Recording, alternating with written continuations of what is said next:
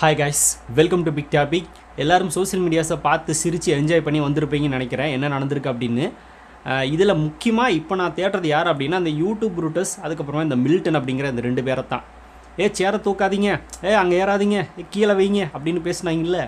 இப்போ திமுகவோட முப்பெரும் விழாவும் அதே நடந்திருக்கு. என்னத்தை பேச போகிறாங்க அப்படின்னு தான் நம்மளுக்கு தோணுது. சரி, ஓகே.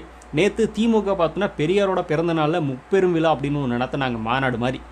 ஆனால் அது முக்காடு விழாவாக மாறினது பார்த்தோன்னா அவங்க எதிர்பார்த்துருக்க மாட்டாங்க. அந்த லெவலில் பார்த்தோன்னா அவங்க என்ன நினச்சாங்களோ அதுக்கு ஆப்போசிட்டாக நடந்துகிட்ருக்கு. ப்ளஸ் இன்னொன்று என்ன அப்படின்னா, தாவேக்காவை என்னெல்லாம் சொல்லி கலாய்ச்சாங்களோ அதே விஷயங்கள் இப்போ அந்த மாநாட்டில் நடந்திருக்கு. அது என்ன அப்படிங்கிறத பற்றி தான் நம்ம இந்த வீடியோவில் டீட்டெயில்டாக பார்க்க போகிறோம். இதில் ஃபஸ்ட்டு விஷயத்துலேயே பார்த்தோம்னா தளபதிக்கிட்ட அவங்க தோற்று போன விஷயம் எது அப்படின்னா அந்த கூட்டத்தை கூட்டுறது தான். தளபதியோட 2 மாநாட்டுக்குமே மிகப்பெரிய அளவில் பார்த்தோன்னா கூட்டம் கட்டி எரிச்சு யாரும் கூட்டிகிட்டு வரல. அவங்களா பார்த்தோன்னா வாண்டடாக வந்தாங்க. 2-3 நாட்களுக்கு முன்னாடியே பார்த்தோன்னா அந்த மாநாட்டு திடலில் மக்கள் குவிஞ்சாங்க. தளபதி பார்க்குறக்காக அந்த அன்றைக்கி காலையிலே பார்த்தோன்னா உள்ளே வந்துட்டாங்க மாநாட்டு திடலுக்குள்ளே. தளபதி வர்றதுக்கு முன்னாடியே அந்த லெவலில் தளபதி பார்க்கறக்காக கூட்டம் கட்டி எரிச்சுன்றது தெரியும்.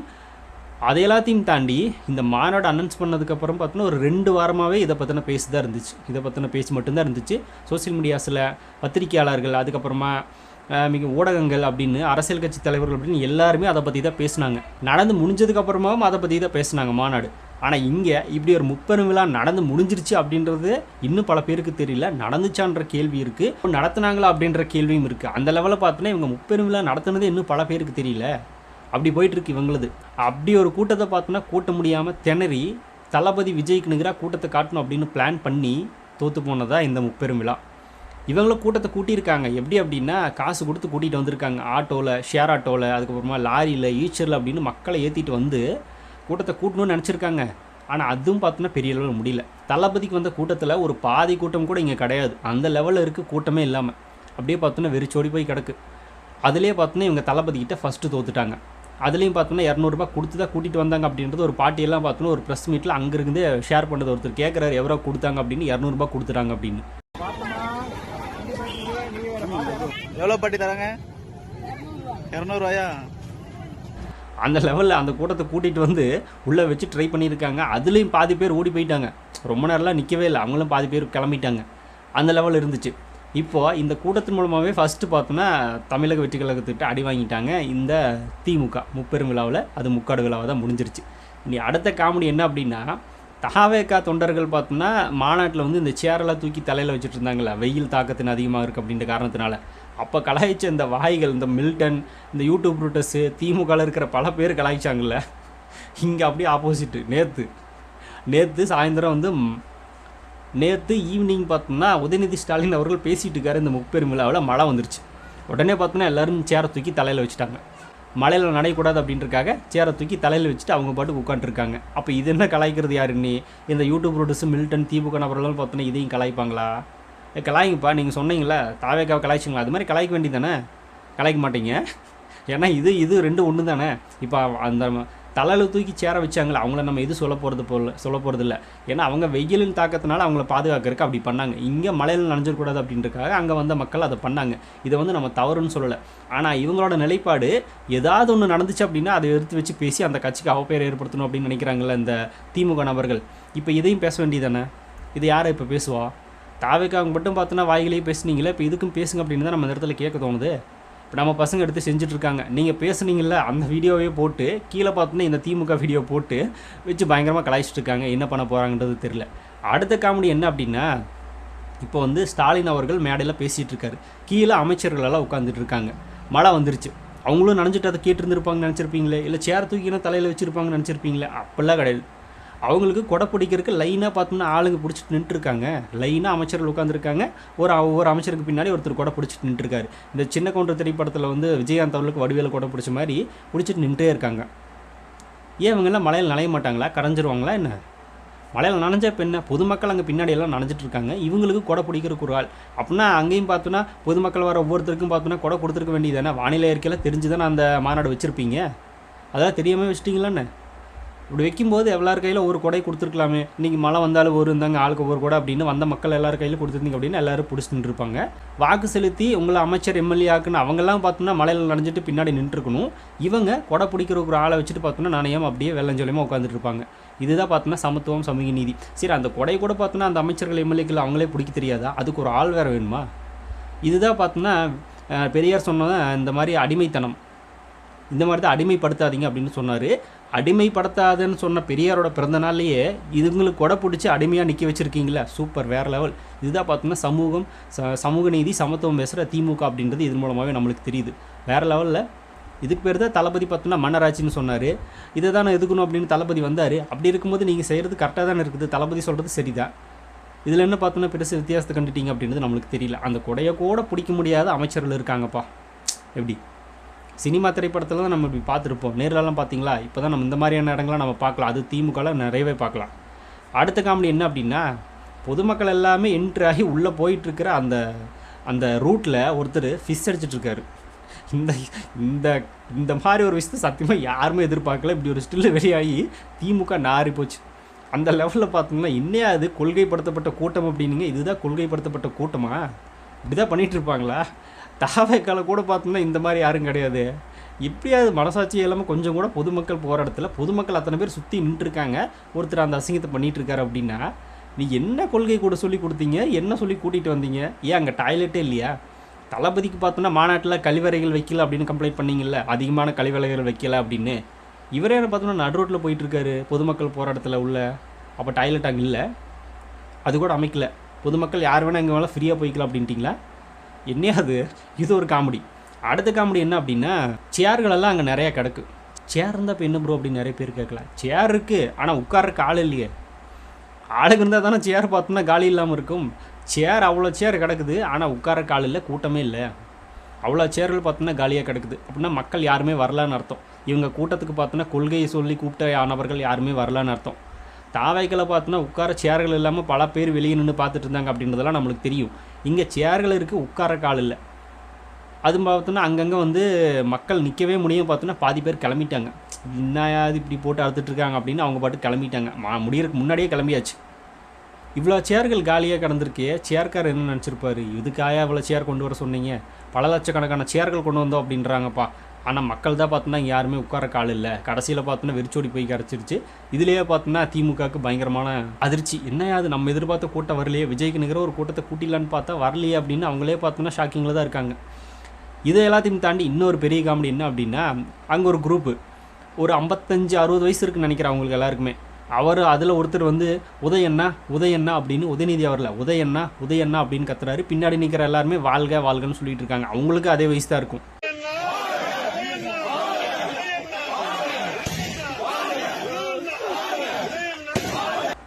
என்னது 49 வயசுள்ள ஒரு நபரை பார்த்தோன்னா உதயண்ணான்னு கத்திட்டு இருக்காங்க, அங்கே வாழ்கன்னு சொல்லிட்டு இருக்காங்க. இது என்னையா கூட்டது அப்படின்னு நம்மளுக்கு தோணுச்சு. இதுதான் பார்த்தோன்னா கொள்கைப்படுத்தப்பட்ட ஒரு கூட்டம். நம்மளும் சொன்னாங்கல்ல, கூக்குரலிட்டு கிடக்கும் கொள்கையற்ற கூட்டம் இல்லை அப்படின்னு உதயநிதி அவர்களால் சொன்னார்ல. இவங்களும் அதே கூக்குரலிட்டு கொள்கை இல்லாத கூட்டம் தான். பார்க்கும்போதே நமக்கு நல்லா தெரியுது. இதுதான் திமுகவோட கொள்கை கூட்டம். சரி, ஓகே. அடுத்ததாக பெரிய காமெடி. ஒரு ப்ரெஸ் ரிப்போர்ட்டர் வந்து அந்த ரூட்டில் நின்று பேசிகிட்டு இருக்காரு. பின்னாடி இருந்து ஒருத்தர் நடந்து வர்றாரு. வந்து பார்த்தோன்னா அப்படியே சில மாதிரி பக்கத்துலேயே நின்ட்டார். கார்ட்டூன் பொம்மை மாதிரி அப்படியே நின்ட்டார்.